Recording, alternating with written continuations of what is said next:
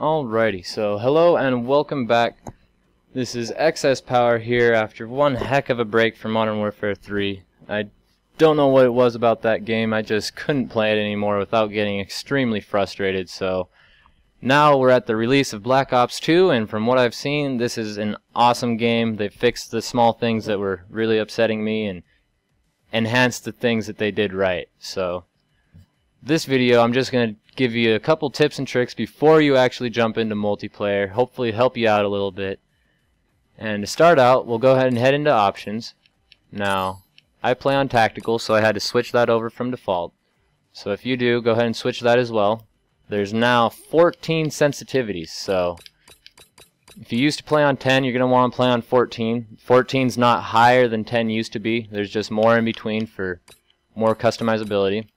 I've recently started running on really low sensitivity just so that way I can hip fire better. The SMGs in this game are really overpowered, and most of the fights you're in, you're going to be in close quarters combat, and I found that the lower sensitivity just really helps with the hip fire.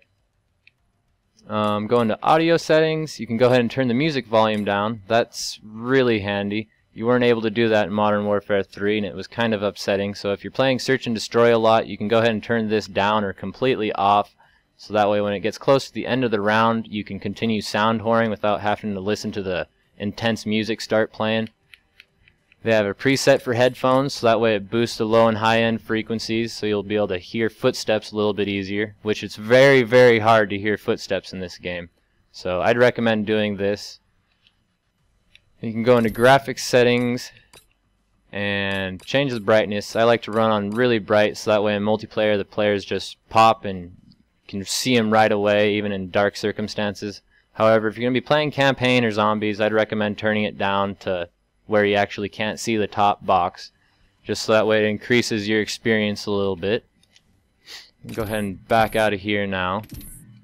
Now another really great thing they included, you see on the bottom right you can see search preferences. So if you hit X after you go to find match, you can choose how you want to search. Now this is really helpful. I wouldn't recommend doing any. I also wouldn't recommend doing normal. Normal is what Treyarch seems to recommend, but I was able to find a game in a matter of 3 seconds when running normal, and when I switched it to best, it bumped that time up to maybe 10 seconds. So I will take the extra 7 seconds it takes to find a game if that means I'm getting good hit registration with my weapons, you know. Like, that's one of the most frustrating things you can have in a first-person shooter, is shooting at somebody knowing you should be hitting them, but just not getting any hit markers and not getting the kill. So this is going to make sure you get good games with good connections and hopefully be less frustrating. Now another really, really great tip. If you go into core, or if you go into combat training in boot camp, right there. Now in combat training, the XP you accrue carries over to your main account. Like, it doesn't have a separate level in XP gain for your combat training like it did in Black Ops 1. So in this, you can see it's locked at Sergeant level 11. I've already went through this, and it's really great. This is for people only below level 10. Lets you get a feel for the maps, all that. Lets you play against other people that are new to the maps. And also they'll fill in with bots, so it's just going to be really fun, easy games.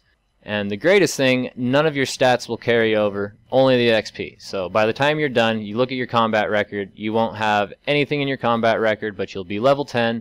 And you'll have a couple custom classes set up how you'd like, so you'll be able to hopefully do better than you would normally. Like, you know, you'd normally jump in and you're playing against people that have been playing on these maps multiple times, and your first few games usually aren't very well. So I would most definitely recommend going into boot camp until you hit level 10, just to get that extra advantage over the other people who haven't.